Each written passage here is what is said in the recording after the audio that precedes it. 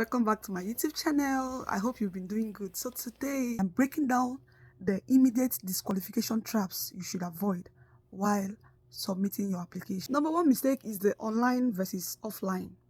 This year, the NIED, the body in charge of this scholarship, is pushing the online submission. It started from the undergraduate last year, so they are heavily pushing the online submission. So you have to know that you have to apply both online and offline. But that doesn't mean that you apply online and you don't apply offline. For some countries like Nigeria and India and some other countries, you're mostly required, especially if you're applying through the embassy track, to submit your application via the Korean embassy in your country.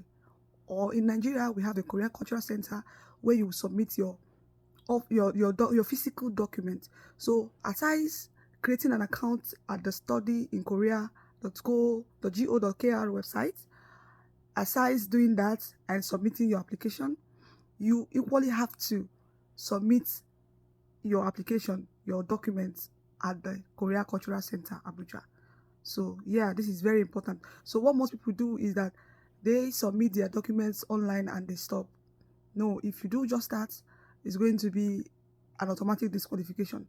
And if you submit offline, that is via the embassy, without submitting online, it is also a disqualification. So you have to do the both. Check your country's website to know if you are required to submit online and offline or just online. For Nigeria, you are required to submit both online and offline. So you have to bear it in mind. So check your country's website. If they say physical submission, that means you have to submit both at the website, at the Study in Korea website, and you have to also submit the physical part, like your documents. Number two is the wrong major. The wrong major. I've received, tons of messages concerning people choosing their major and trying to know the major they should choose. It is officially stated via the application guideline, and there is a list of the majors that have been listed for each university that is available for that year. For the fact that public health science is available for Inje University when I applied, this year they may decide that, okay, they're no longer accepting candidates for public health science. So that's for an instance, right? Then if you go ahead and say, okay, yes, I know a Nigerian that is in Inje University, therefore I'm going to choose public health science, that is an automatic disqualification, because no matter what you do, there is no place to assess you. There is no, department to interview you, even if you pass the first stage of the scholarship. So you have to be very careful. You have to go through the university list and the available major. For the fact that Seoul National University allows nursing science, international students to study nursing science, doesn't mean that they allow it for GKS scholarship. So there are listed majors that are only available for GKS scholarship. So you have to be very sure of the major you're going to choose. So you must be very sure that the university you've chosen and the major and the course you've chosen is listed on that sheet, on the university list. So be very, very sure that it is listed on the university list and not because the university offers it. So don't just go to the school website and say, okay, yeah, Inje University offers nursing science. Even if Inje University offers nursing science, you have to be sure that the course is listed on the list, like the list of courses accepted for GKS scholarship this year, 2026. Let me give an instance. Before I applied, as I was looking for universities, before I applied for, I think when I chose Inje University, that 2024, there are about 4 universities, thereabout, or 5 that were offering public health science in Korea for GKS.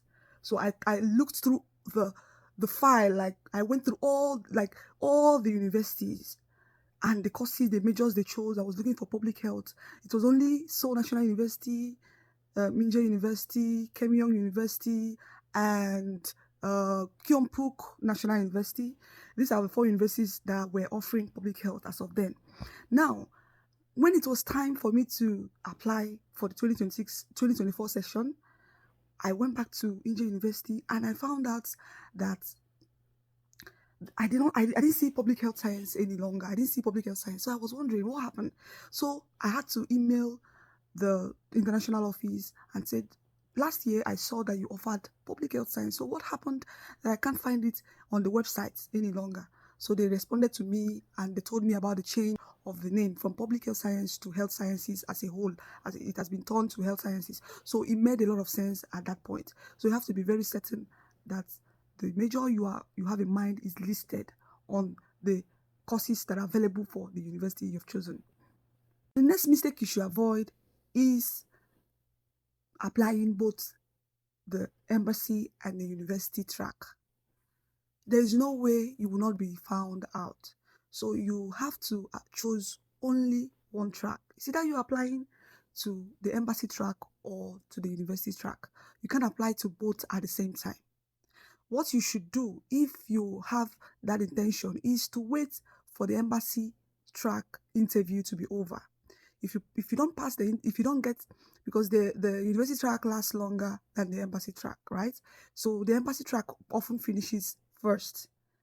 Now, if you are not called for interview, then you can quickly you can quickly mail your hard copy documents to your university of choice. You can now go through the university track, but you can't apply to the embassy track and still apply to the university track. You will be automatically disqualified because the NIIED, they go through the names of applicants. Definitely, they find you, even though you've gone through and come through to the last stage. If they found out that you applied both at the embassy and the university track at the same time, it will be an automatic disqualification. So, make up your mind before you submit your application and choose one track and stick to it till the end. No matter what. Now, these mistakes is like I know someone that applied, no matter what you do, no matter how you try, if you apply with incomplete documents, you will be automatically disqualified. Don't beat about the bush and don't waste your time applying if you don't have the complete documents. You'll be found out, you'll be pinned out, right? So you have to make sure that your documents are complete, and not just complete, the notarization or apostilling, legalization by Korean embassy from your country has to be in place. That stamp, that final stamp, before you can submit your document.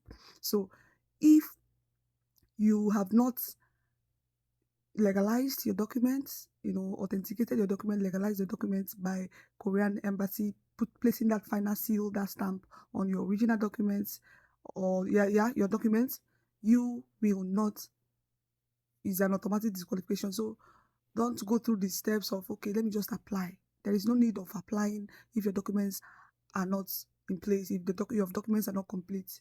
There is no magic about it. There is no, nothing. There is nothing you can do if your documents are not complete. If your documents are not legalized, don't apply. There is no need. Get your documents ready, legalized, authenticated, notarized, apostilled, as the case may be. Then you apply. The final mistake you should avoid. This is something, it's practically because I'm sharing both my experiences and the experiences of people that I've met throughout this journey. If you don't have a proof that shows, like a relationship document that shows your proof of relationship with your family, some people avoid this. Some people don't submit this. This is a very little mistake that people make. Okay, yeah, I can leave that, and it's eventually halts them, like it stops their journey, even though every other document has been perfected. But this very document, which is the proof that the proof of relationship with your parents, right? If the proof of relationship with your parents, it can be for Nigerians, your parents' passports, international passports, if they have one. If they don't have passports, it can be the family registration documents. If you don't have that, you can now do NIN, like the national identification number that we have in Nigeria, the system we have. So with this, if you can have these documents ready, it's a very good step. Because I was called on the phone while application from the embassy that my parents' relationship document which I used, or rather the NIN, the proof, the means of identification rather. I keep missing this both. My parents' means of identification, which is their NIN. I actually submitted their NIN, but I was called that I don't know is a good Samaritan, or maybe the person that was in charge of my document that day was in a good mood and decided to call me and said, "You did not legalize your parents' NIN. You did not legalize your parents' NIN, and that is their national identification number. I used the document as a means because they don't have international passports, so I used the NIN, and I was called that I did not legalize, that I should. And we had like it was remaining 3 days to the end of application. So she asked me to come to the embassy right now, and so the Korean Cultural Center to, or if I can legalize it, then I should bring, if I can print another one out, legalize, and quickly bring it, that is okay. But that is gonna be a step that it may hurt me. You understand? And during the interview, when I met some of my colleagues, the candidates for the interview, I was asking them, did anybody call you? Did you legalize your parents? And I asked some few people. Some said they legalized, some didn't legalize. But I was literally called like to come and legalize my parents' NIN. That is going to hurt me. It's going to stop me on the way if I make it through, you know. So this is very important, very, very important. So make sure that the proof of relationship with your parents is there and is legalized. Their means of identification, their passport. If it's their passport, you don't need to legalize it. But if you're not using your parents' their passport, you're using any other means of identification, then make sure it's legalized, just like the same way you legalized your birth certificate and you took it to Korean embassy for the final legalization and stamping. So yeah, I hope these 5 mistakes that you should avoid, if you can follow these 5 mistakes, and if you've done every other thing, you've written every other thing and they are perfect, then this step right now, if you can take care of them, cross-check your list right now, check what have I not done, is this one done, because we still have time, is this one okay, check, make sure you check all your documents and be sure that they are complete, they are in order.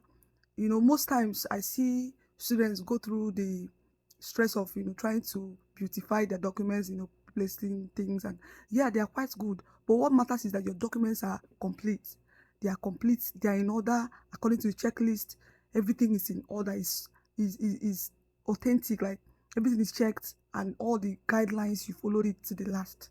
Your university you chose, they have the course you chose is there. You've picked.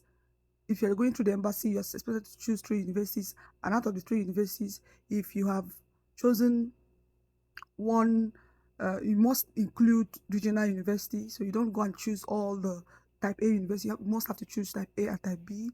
You've legalized, everything is in order, then you have the higher chances. And I absolutely wish you all the best as you apply for the scholarship this year. You're going to the embassy, the university track, any track you're going through, the RGKS. I wish you all the best. And when you put effort, there's always hard work, they say, pays. So put in the work, put in the effort, and as God will always have it, I wish you all the best. And if you have any questions regarding the steps you've already taken, or maybe the university, you can, I can't choose a university for you, but if you have questions regarding Inje University, the courses here, or the living condition, everything, drop it out in the comment section, and I will be helpful to reply as much as I can.